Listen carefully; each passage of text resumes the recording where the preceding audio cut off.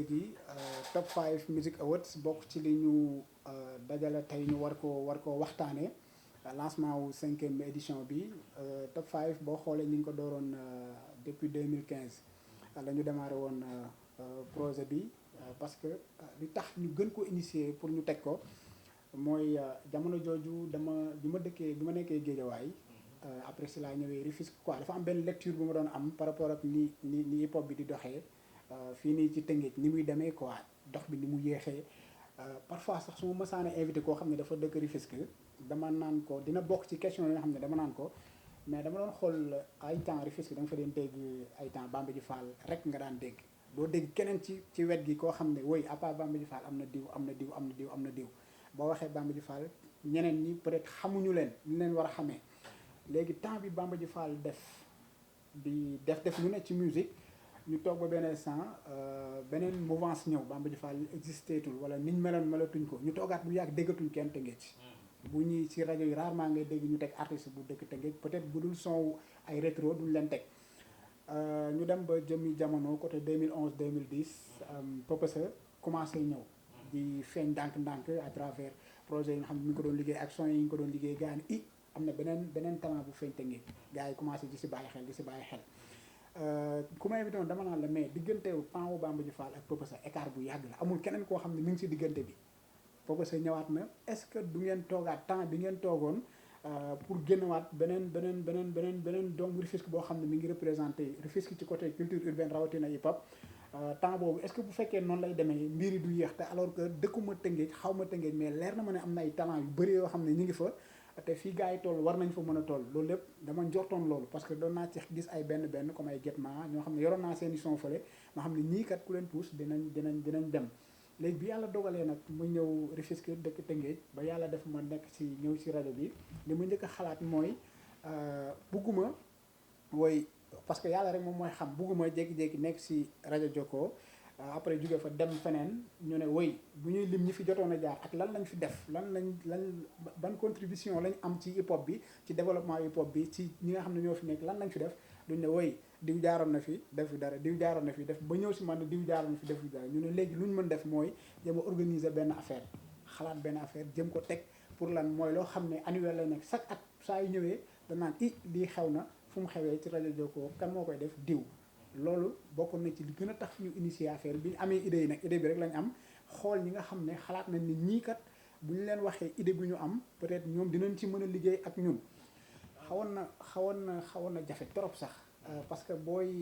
ko taxawal benn affaire doo ci amagum benn expérience bi juste surtout boobu ba nekkee ku bëgg li ngay def peut-être fukk bi ngay démarrer yu bëri da nga koy romb te alors que yooyu waroon nga ko régler ba pare door a avancer waat ci kanam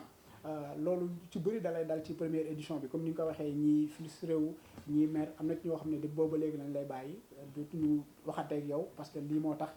mais xam nga Tëngéej fii am na ñoo xam ne culture daf leen intéressé ba tax na lépp looy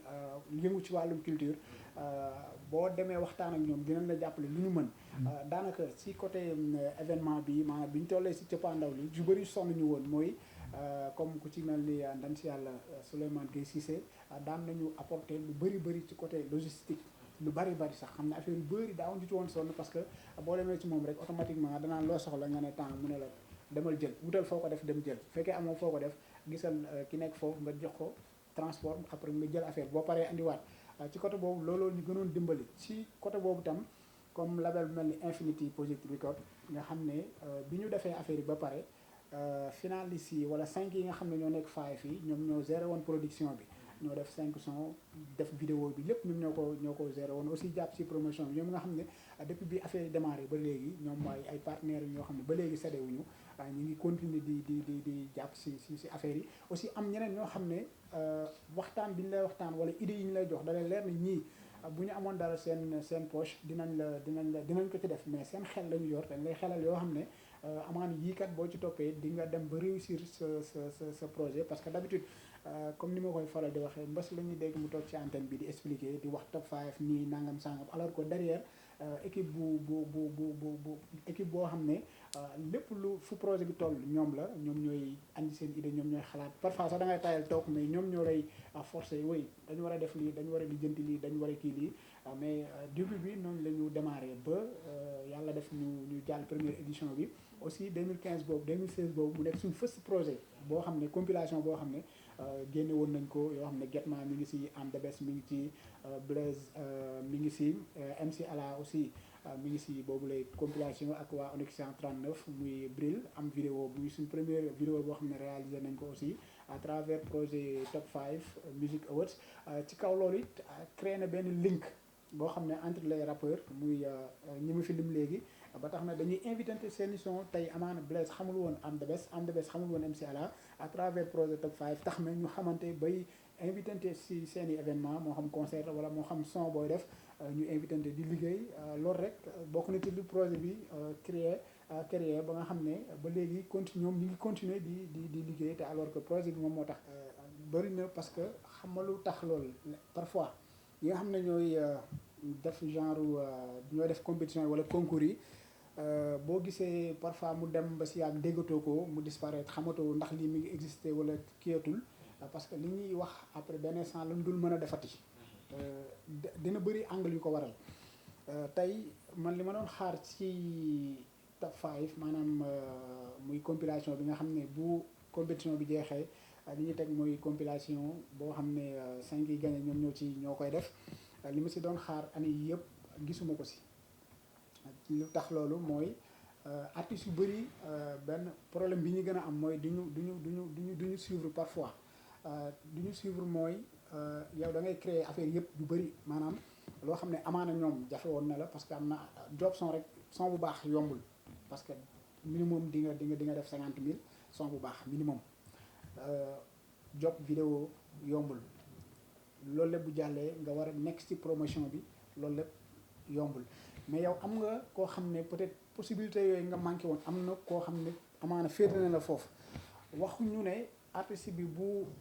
nekkee ci compilation wala bu nekk gagné Top 5 woy moom day def nii loxoom pare si waa Top 5 moo ko war a yóbbu àdduna bi yëpp xam ko déedéet dañuy dolleeku si sa doole dañuy fekk nga nekk ci yoon ñu ñëw dolleeku si sa doole pour mën la gën a pousser maanaam côté yi nga xam ne yow amaana peut-être fekkoon na yow kese la pour nga yegg fa day xaw a jafe parce que yow boo doon fay tey temps d'antenne si rajo ñu ne la woy chaque jour sa tour dina jàll si rajo bi chaque jeudi dinañ la invité si rajo bi ak tegal la plateau yoo xam ne lépp say wax lay wax def ay affiche pour yow di am ay affaire yu bëri maanaam yoo xam ne si sa côté communication dañ lay accompagner ñu ne la pendant 3 mois defal la budget bi ne la fay ko doo ko mën léegi yow Top 5 Africa Urbaine ak projet Top 5 ak partenaires yi andi loolu yëpp tegal la ko sa kanam ne leen la laaj yow del suivre del am lecture maanaam fu ñu la woowee del ñëw en même temps aussi non seulement ngay ñëw mais bokk ci affaire yi bul toog rek woy gars yi ñoo génne affaire yi ñoo war a def promotion mais gars yi bu ñu def promotion bi yow la ñuy defal yow la ñuy defal promotion tey man sama voix du nekk si projet bi ci compilation bi sama image du nekk ci compilation bi fu ñu leen invité rajo ñoom ñooy dem wax sama son du jàll si rajo bi bañ naa ko ba ñoom seen son 5 minutes la te kii commentaire du ma sax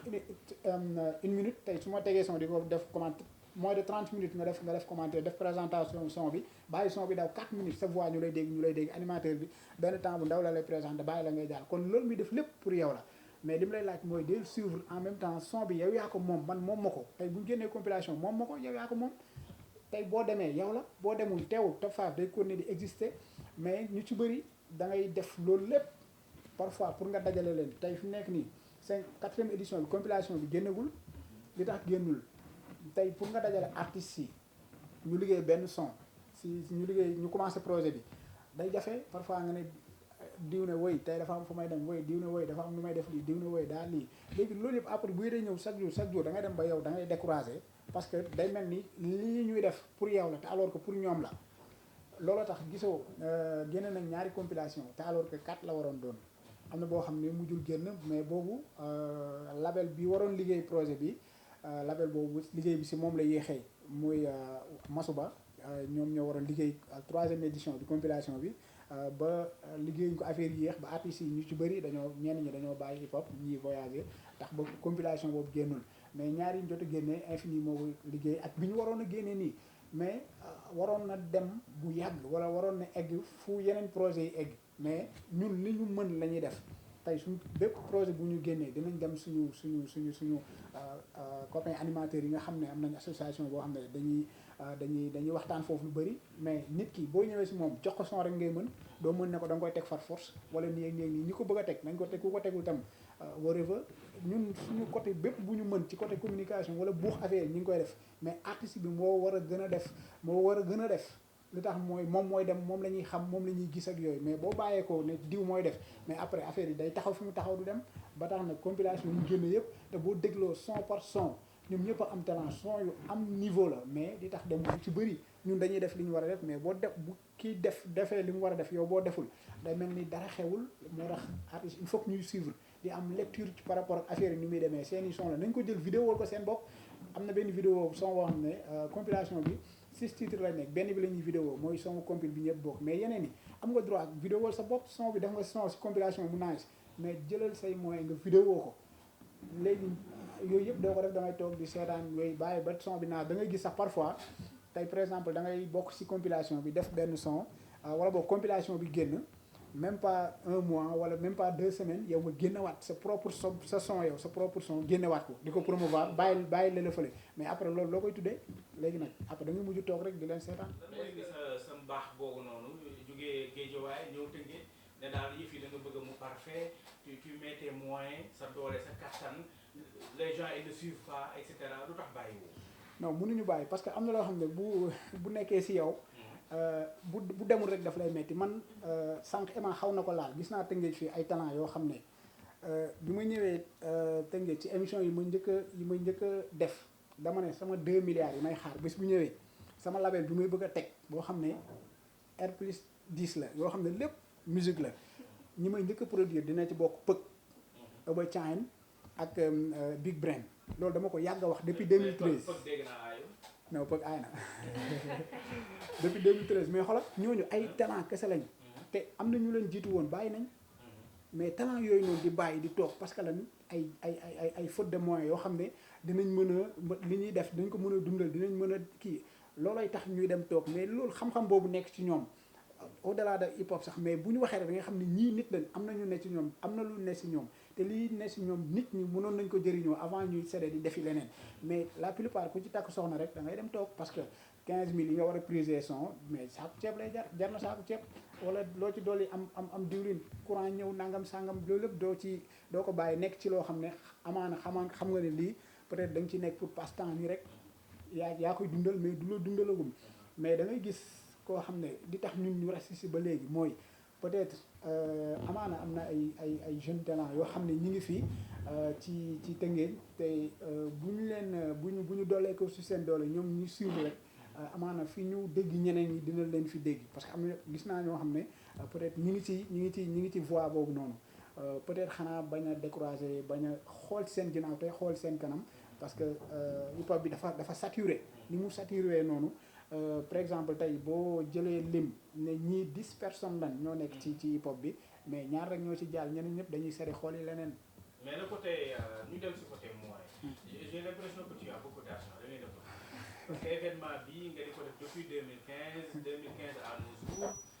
ku ne xam na ni ça demande énormément de moyens déplacement yi dafa metti fu ne di fa dugg durant 4-5 mois di nga démarché di nga dugg di nga génn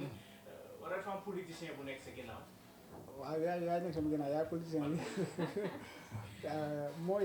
mooy yi lépp dañ koy li ñu naan taxale kuloo parce que yéen nekk si ginnaaw Joko FM xam nga projet bi 99% bu projet bi rajo bi la parce que tey bu dee vote yi boo toogul si rajo peut-être mun nga ko defee beneen façon mais impact bi nga am du ko am boo toogul si rajo nominé yi comme ni ñuy liggéeyee nii bu dul woon rajo bi duñ mën liggéey amaana mu amee beneen façon parce que am na ñu bëri ñu fi organiser seen i awards wala seen nangam sangam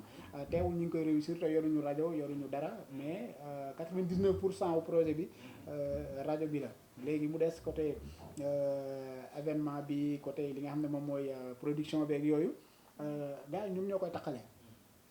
ñooy taqale affaire yi tey par exemple jamono yi nga xam ne dem si yàlla Souleymane Gueye Cissé mi ngi fii côté logistique dañu si daan soutenir lu bëree bëri nga xam ne yu ci bëri moom moo ñu koy gérer fondation Sococim aussi lieu bi ñu defee final bi moom it day ñëw jox la strade jox la espace et tout daanaka li lay dese pour nga mën a mottali sa affaire du bëri. bu weesoo loolu année yu ñaari at yi ñu génn am na ay partenaires yoo xam ne dañuy ñëw jàpp si affaire yi ne waaw affaire yi kat comme que nii lay demee xaaral mu ñëw kii parce que commencement boo gis noonu lay demee am na ñoo xam ne boo leen sollicité pour ñu ñëw jàppale la si sa projet du ñu ñëw mais du ñu dem mooy lan dañuy taxaw di xool ba xam kii da koy def pour dóor wala kii da koy def pour dafa bëgg jëmale affaire yi kanam looloo tax dañuy taxaw beneen yoon amaana boo leen woowee dina ne ok kii kat gis nañ affaire yi mi ngi évoluer vrai jàmbaar la xaaral ñu ñëw soutenir ko xaaral ñu ñëw jàpp ci bu weesoo loolu aussi bonne volonté yi nga xam ne kenn par kenn dañuy jàpp kii ñëw jox la somme bu tuuti bii kii ñëw jox la bu ndaw bee ne la defal lii ne la kiyal loolu à part loolu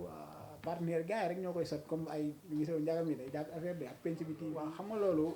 serveur moom ci woote mu jàll ci réseau bi lay doon xam nga gis ñun parfois da nga dégg ñu ne woy ñoom diw dañoo jege Tëngéej ku jege Tëngéej da ngay jege rajo boo wootee day jàll ñoom diw dañoo xaw a sori moo tax bu wootee du jàll te alors que demeewul noonu peut-être xam nga bu ñu nee vote njëkkante la da nga gis ñoo xam ne dañuy composé di xaar kenn day dugg rek kenn day génn rek ñu dugg am ñoo xam ne day maanaam day am jour boo xam ne day mel ni sa jour la yow da ngay woote muy jàll mun nga di woote ay 10-15 fois muy jàll am jour boo xam ne benn pour nga jàllale benn sax problème lay nekk léegi nag yow mi ngi ne woy man tey maa woote ba son jàllul da ngeen di faral diw te alors que yow démb da nga doon jàll rek keneen jàllul xamal na loolu si réseau bi la du si ñun parce que serveur bi j'ai l'impression que am na si ay nominés yoo xam ne ñoom ñooy coacher seen bopp yëf yi ñoom ñooy jënd crédit bu bëri seen téléphone ñoom ñooy composé jox faat jox woote waaw bu génnee rek ñu composé waat jox ma dem ba et cetera am na pour mën a am ay points yu bëri am na gisoo édition yooyu la passé jaxaay am na benn nominé bu nekkoon jaxaay dafa filmé sax bu vote yi jotee ni muy demee foofu par groupe la ñuy day gis groupe bi toog fii ñii toog si santé bi ñii toog fële dañuy dajaloo ku nekk jël rajo bi teg ku nekk di ñoom nan daan def maanaam bu vote ñëwee ku nekk sa secteur événement lay doon foofu da ngay def groupe bi ñii dajaloo fii ñii dajaloo fële benn téléphone kii bu wootee coupé keneen dugg ñu kiyaat maanaam nekk day créer ambiance yoo xam ne mooy li ma la wax léegi artiste bi bu dee day suivre mais loolu rek mën na ci profiter. dañ koy nawetaan koy ba. mën na ci profiter xoolal. nawetaan ko si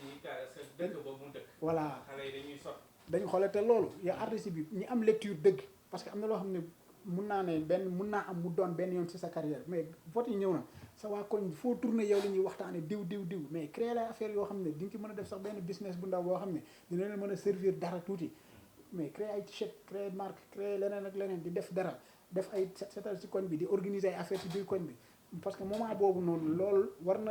boo duggee ci vote yi ba génn mais war naa am dara loo réaliser sa koñ yow en tant que artiste moo xam ci côté social moo xam côté bu mënti nekk mais topp vote yi nii bu jàllee diw nii nangam sangam am na koo xam ne barki dem maa ngi doon waxtaan ak moom laaj ko ana artiste diw mu ne ma kooku doonatul dara léegi mu ne ko lu tax mu ne moo top 5 rek la amoon bës ba top 5 jàllee la ci pare mais kooku ba loolu da nga koy téye continuer ko mais bu amul lecture loolu yëpp du la fekk quoi premier jour bi ñuy démarrer vote yi muy jeudi bii di ñëw chaque émission saa yu ñu voté ba pare liste yi nga xam ne moom lañ voté chaque émission bu ñu paree dañ koy publier si Facebook bi muy page top 5 en même temps envoyé ko nominé yi seen benn groupe de diffusion bu ñu créé ñoo xam ne ñoom ñëpp a si nekk chaque vote dañuy envoyé résultat yi foofu chaque jour saa yu ñu voté ba pare lépp ku nekk ñaata nga am léegi nag loolu artiste bi yow del compter sa bopp bu ñu envoyé jëlal compter di totaliser yow li ngay am chaque vote. beneen bi mooy defe naa dogu ma la mais loolu defe naa warul man am sàcc parce que c'est en direct. voilà auditeur bi day woote mu ne diw laa muy jàll yow en tant que nominé nga def coché. nga coché nga def 1 nga coché 2 3 4. te beneen bi émission bi dañ koy enregistré nee nañ képp koo xam ne nominé nga bu vote yi jàllee laajal enregistrement émission bi jox la ko ngay compter sa bopp di noter. da nga ragal. non mooy xam nga damay bëgg mu leer da ngay bëgg mu leer nga xam ne lépp day leer ci seen bopp. ba tax na avant ngay démarrer ci vote yi avant ñuy démarrer nominé bu ci nekk dina am contrat d'engagement ne la liiral ba mu doy la xoolal ba mu doy la nga doog a signé lépp loo xam ne vote yi noonu lay demee dañ koy tënk ci këyit bind ko mu leer ne la xoolal ba mu doy la nga doog a signé lépp loo signé yaa ko engagé parce que participation bi gratuite la amul kenn ku ñu laaj 1 franc parce que am na compétition yoo xam ne ni muy demee mooy dañ naan la dañ lay jox benn bloc say points si lay génn da ngay jaay say points si lay génn yu bëri noonu lay demee rarement nga gis compétition moo xam ne gratuite la noo def ñu liggéey si sa kaw mais fii lépp gratuite la amul kenn ku ñu naan 1 franc nga leen lan la laaj sa jëmm la ñu soxla bu ñu waree réunion ñëwal événement bi concert bi ñëwal dañ lay teg si ay conditions yu baax lépp loo soxla dañ la koy jox avant kon gëm naa ne affaire yi kenn du ne non lii leerul parce que gars yi nii waxuñu woon lii nangam sangam beneen bi mooy boo naree bokk si affaire mu leer na ni gars yi dañuy dóor parce que lu am 5 ans wala nangam sangam yàgg na te yàgg nga ko dégg mais mieux vaut nga bañ a bokk bul bokk moo gën da ngay dem ba si biir après di saltel quoi. mukk déedéet ak kan le maire Albé. mukk Aliou Mar. bu baax. bu baax waaw. déet moom. ñeneen ñëpp non jarul ngay continuer fa la yem. Daouda Diaw Sendou. ak Daouda Diaw. ah déet kon kay man wax bi. non pour man ville bi ngay wax mais Daouda Diaw mi ngi si ab maar Daouda Diaw jeex na. Maar ak Daouda Diaw Daouda Diaw mooy maire bu Sendou. mooy maire bu Sendou ñoom ñaar rek ñoo jàpp si. ñooy jàpp si top 5 bi. non ren Daouda dina ñëw. ñeneen Albé dina ñëw. Omar Mané dina ñëw. fu ñu jëm. dañuy ñëw jàpp non parce que ñun ñëpp demoon naa si ñoom bañ am na koo xam ne ba ma demee di ko wax projet bi expliqué ko nu muy demee mu ne am naa fi chaise ak basse. waaw. te yow soxla woon jamono waaw moom man damaa ngénte wala damaa xew wala damay takki jabar wala dara bay lu may dee chaise ak basse. ah déet mel ni kuy gàmmu. mooy de si am naa chaise ak basse ak oto bu la ko yóbbul. ma ne woon monsieur le maire du kii de du gàmmu de concert la concert. expliqué mu ne si xam naa chaise ak basse quoi pour kii mu ne ko foofu tawul de pourtant di nawet. au moins jéem moo ngi jéem nag moo tax ñi nga xam ne dañ naan waaw te du ñu def. non non boo leen wooyee ñu filtré la wala ñu fay say téléphone. man daal nee naa ko gàmmuñu te foofu du nekkuñu si nawet xam naa du taw quoi te peut-être ñuy toog am na fi ñu defee affaire yi am na ay chaise foofu. bu émission bi jeexee nga déema kan. waaw dinaa la ko wax kay soriwul boor bi. alors yëf yi kañ lay commencé wala dafa commencé. waaw 5e édition bi def nañ appel à candidature yi ba gars yi le 21 bi la ñu clôturé bi passé septembre la ñu clôturé jeudi bi passé la ñu génnee nominé yi muy 13 nominé yi. appel à candidature yi vite fait parce que li des si réponse yi dañ koy taf-tafee. balaa waa nawetaan di ñëw di ñu génne studio bi. appel à candidature bi muy demee. ni mu demee woon muy dañuy créer benn adresse mail bi passé 21 top5@gmail.com ni képp koo xam ne bëgg nga bokk ci 5e édition top 5 Music Awards yónneel son photo ak adresse ak numéro de téléphone noonu lañ ko defee woon mais bi gars yi déposé ba pare li nga xam ne jot nañ ko génne 175 la. mais waaw 175 son. 175 yëpp est-ce que déglu ngeen leen. déglu wala da ngeen ko def yëfu bëgg lu yomb. non non di tëb. dégluwuñ ñëpp. wala tur bi neexul leen rek ngeen tëb. non non dégluwuñ ñëpp. nu mu demee li tax mooy parce que am na ñoo xam ne ci région yi la ñu nekk ñoo xam ne ci yeneen ci mën nañ ay 50. te ñoom bokkuñu. te ñoom li tax jëluñu leen mooy xam affaire day am vote ci rajo bi. tey bu fekkee da nga nekk foo xam ne amaana mënoo déglu rajo bi peut-être vote yi mën nañ la gars yi kii quoi loolu tax ñoom ñëpp dañ leen a dindi li ñu jël mooy nekk ci département bi ak li ko wër. mais ñoom ñooñu ñëpp déglu ngeen leen. te waaw xam nga déglu bi nan la demee woon. man maa doon contrôler adresse mail bi son bu ñëw dama koy wàcc sama téléphone déglu son bu ñëw maanaam son yi mosu ñëw fekkante foofu tegaloo ba nga xam ne son bu ñëw rek dama ko daan kii dama non première kii man maa ko def. man maa def maa njëkk a déglu def première sélection bi parce que génne benn nombre bi après nag gars yi daje déglu génne 13 te 15 lañ daan génne li tax mooy daan ay quelques changements yoo xam ne dañ ko def ci édition bii nii. mooy innovation waaw quelques innovations yoo xam ne. on va y revenir rapidement lan mooy innovation yi. mooy fi ma tolloon 13 la ñu génnee te 15 la daan doon. léegi li tax mooy parce que top 5 bu njëkkoon 15 yu ñu daan sélectionné. ñoom ñoo doon dem ci vote yi bu ñu jugee ci vote yi dem final ba 15 yëpp ñoom ñoo daan dem moo xam ci vote yi gars yi raw la moo xam raw ñu la léegi ñu ne bii yoon dañuy def ay quelques innovations yoo xam ne dañ koy def si kii bi ñu ne 13 la ñu génne 13 yi mais 5 ñooy dem final mais 8 yi ci à travers vote rajo lañ leen di éliminer maanaam 5 yi nga xam ne ñoo ëppale point ci rajo bi ñoom ñooy dem final léegi yeneen 8 yi ñu éliminer leen parce que édition yële passé da ngay gis 15 yi da ngay gis koo xam ne mu ngi am ay 300 ñi am ay 400 et quelques appel mais gis koo xam ne 3 lay am wala 2 ba pare demande ak ñoom final léegi nag ñu ne yooyu yëpp pour mën a gagner tuuti temps. ci ñi am 3 xanaa ñoom dëkkuñu fi amuñu ay mbokk. pourtant fii lañ dëkk de. 3 mais après xam rek doo kii te pourtant ñu am talent la ñuy nekk. moo tax ñu ne la talent kese doyul. boo damaa am talent kese damay dem non non mais il faut que nga am loo xam ne surtout communication daal voilà mais bu fekkee damaa nii kese nii pare ci mais bii moom suñu yoon newul si damaa am talent maa waroon dem final loolu sa affaire la amal talent te amoo waaw moom la ñuy kii xamoo dara maa fi jot si vote yi yaay dem final loolu moo tax moment bii loolu daal lañ bëgg a def 5 yi ñooy dem final 13 yi 8 yi dañ leen di éliminer bu ko defee 5 yooyu noonu moom la ñuy maintenir pour def final bi ak si 8 projet bi 5 yi bu ñu demee final 5 ñoo doon bokk ci compilation mais bii yoon kenn moom mooy gagné ci 5 yi mais yeneen 4 yi dañu am ay affaires yu ñu leen jox mais kenn ki moom mooy mooy am 3 sons. bii la yoon exceptionnellement day am un vainqueur. waaw boo xam ni moom la ñuy wax ni moom la. moom moo gagné moo tax dañ ne top 5 / raw gàddu. raw gàddu ku gagné yaa jiitu. parce que depuis deuxième édition bi ñu ngi doon xalaat loolu raw gàddu boo xoolee ci yeneen projet yi bindoon yëpp da ngay gis ñu def ko entre parenthèse nii di xaar ban moment lañ ko war a mën a def moo tax moment bii lañ bëgg a def raw gàddu parce que artistes ñu bëri di taxoon compilation bi sànq ñu ngi si toll ñuy génnee compilation de 6 titres te gars yi duñ suivre duñu liñ ci bëgg yëpp du ci am ñu ne ñu essayé liggéey ak kenn ki ba xam peut-être liggéey ak benn mooy gën a yomb liggéey ak 5 yoo xam ne peut-être parfois pour nga dajale leen day metti moo tax kenn mooy gagné 3 sons plus vidéo aussi plus ñu accompagner la ci sa communication bi nga xam ne yaa ngi koy def 3 sons bu dee da nga ci dolli ñaar daf ko maxi mooy loolu bu dee da ngay génn say son téego ak sa vidéo mooy loolu yow la quoi. da ngay def sa élection avant élection locale raw gàddu. waaw raw gàddu. léegi dis-moi programme bi nan lay demee fi mu nekk nii par exemple choisir nañu ñi nga xamante ni ñoom ñooy nominé yi. au nombre de 13. loolu mooy étape bu jiitu. léegi lan moo stop ba bis ba ñaata mois lay durer fii ak boobu. li ci topp muy vote yi la ñuy dem jeudi bii di ñëw incha allah muy jeudi le 14 la ñuy dem vote yi. vote yooyu moom mooy dem ba le 9 décembre. chaque jeudi 15h 17h. bee paas sax amoon nañu lundi bi mais pour l'instant jeudi la ñu amagum 15h 17h première partie bi day am saay fa ñaari nominé dañuy ñëw toog fii tegal leen but ñu rap deuxième partie bi day am la ñuy commencé vote yi mooy dem ba le 9 décembre mais si diggante bi am na gàmmu am na yeneen événement yoo xam ne mi ngi si saa yu loolu ñëwee dañuy système bàyyi li nga xam ne mooy vote yi du am bu jàllee après ñu continuer vote yi ba 9 décembre mais jeudi bii di ñëw dañuy démarrer vote yi balaa loolu nañ dajeeg nominé yi def réunion bi aussi ñu signé contrat d'engagement yi bu ko defee ñu démarrer vote yi ci 88 628 0013 mooy di la jaajëfal bu baax ci sa disponibilité parce que franchement affaire yi jàpp nga ci aussi en tant que koo xam ne it mooy directeur rajo bi ak Joko TV ñu ngi lay jaajëfal bu baax ci support bi nga xam ne yaa ngi koy support Top 5 parce que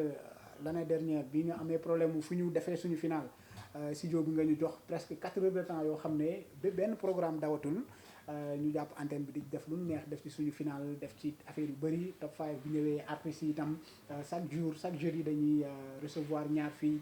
mooy loolu moo tax en tout cas ñu ngi lay jaajëfal bu baax di la ñaanal li nga mën ren. mais ren bu leen fi xeeñal soble de. ñu paase am ku doon lekk en tout cas xam naa ne moom bii di ñëw sax parce que bii moom xam naa Joko TV bii di ñëw doom ju bees ji nga xam ne rajo bi am na ko xam naa ne ñoom it artistes yi daañu gis seen bopp foofu di la ñaanal quoi parce que franchement liggéeykat nga depuis boobu ba léegi ba nga jàppee ba léegi bàyyi woo te saa su ne yaa ngi xool luy jëmal affaire yi kanam di la jaajëfal bu baax di ñaan yàlla na teeñ bi dëgër ba aussi xam nga des fois da nga dégg ku naan la yàlla na yàlla oyofal yéen bi yàlla du oyof lu mën a doon nag du oyof mais peut-être teeñ bi lay teeñ bu dëgër rek bu ko defee lu mu andi rek mu mën ci tegu te it nga réussir projet yi nga xam ne entamé nga ko ak yeneen yi nga xam ne mi ngi ñëw dara jomb la parce que directeur bi yar nga quoi franchement. je pense que c'est la première fois may wax ñu may filmer. yow ça c'est mooy sama baptême de feu. c'est la première fois que je fais. en tout cas da nga ma piégé parce que bu ma xamoon ne dafa am image dañ koy jël en image du ma ñëw. waaw loolu laa xam moo tax waxuma la ko en tout cas tamit di bëggee partenaires yi nga xam ne depuis bi projet bi tollee fii ba léegi bu tollee fii ñoom la parce que ñu ngi ciy jàpp bu baax bokk na ci FDCU Fonds de développement des cultures urbaines ñu ngi leen di jaajëfal bu baax waa fondation Sococim nga xam ne saa yu final bi ñëwee foofu lañ koy defee dañ ciy jàpp aussi bu baax Infinity Positive Record moom it ñu ngi leen di jaajëfal bu baax label aussi Optimist Production bu Safwan Pendra moom it ñu ngi koy jaajëfal bu baax Joko TV ñoom it encore une fois ñu ngi leen di jaajëfal bu baax MPS ñu ngi koy jaajëfal bu baax Écho des cultures urbaines ñu ngi leen di jaajëfal bu baax galsen7.com bu Cisco moom it ñu ngi koy jaajëfal bu baax di jaajëfal waa Kër Ndaanaan TV ñoom it ñu ngi jàpp ci affaire yi ñu ngi leen di jaajëfal bu baax naka noonu di jaajëfal aussi rajo Jokko FM ñoom it ñu ngi leen di jaajëfal bu baax suñu ndam ñu ngi leen suñu ndam entertainment ñoom it ñu ngi leen di jaajëfal bu baax Penc mi TV aussi le PDG Ndiaga Penc mi TV ñu ngi leen di jaajëfal aussi bu baax di jaajëfal Dia Média ñu ngi leen di jaajëfal bu baax ak kull koo xam ne yaa ngi jàpp ci projet bi comité bi lépp ñu ngi leen di jaajëfal bu baax comité top 5 music awards ñoom Boubacar ak ñoom Jigal Samanso ak yeneen gars yëpp ñoom Khadija kull kuy jàpp ci projet bi ñu ngi lay jaajëfal bu baax di leen wax respect encore une fois di jox gars yi rendez-vous jeudi ci démarrage u vote yi ci Jokko FM 87.7 le médium de sa voix di la jaajëfal aussi encore une fois